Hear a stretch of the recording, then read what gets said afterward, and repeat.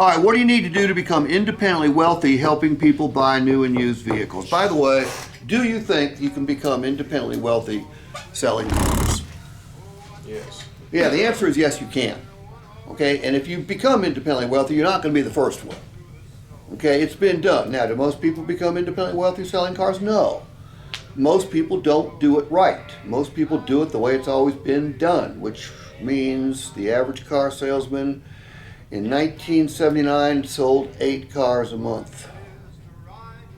About the same today? Yeah, depending on what circle. But Right. Yeah, About we're the about there. About the same today. It's nuts. Okay, but that's the dealership giving you 8 sales a month. Okay. All right, avoid the 30-day world syndrome. What is the 30-day world syndrome?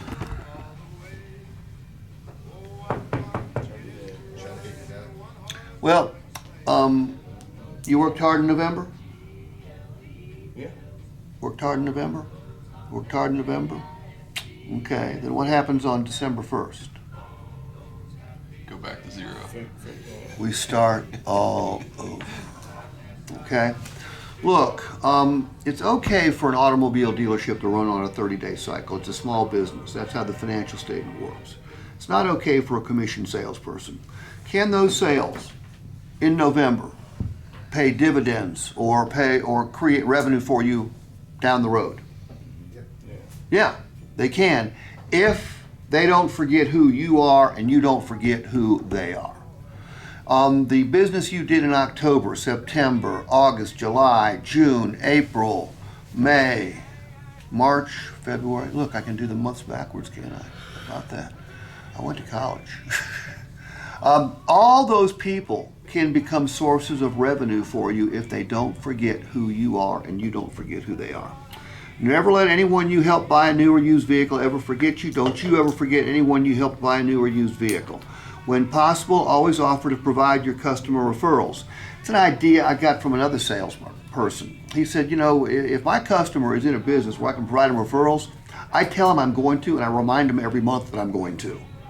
Because if I'm sending you referrals, is there a good chance you might send me one? Yes, sir. Exactly. When following up, just offer to be of service to your customer. Okay, and I'll give you a couple voice messages and text you can use in just a second. Forget traditional follow-up advice. Don't rely solely on traditional referral strategies. They are mostly ineffective.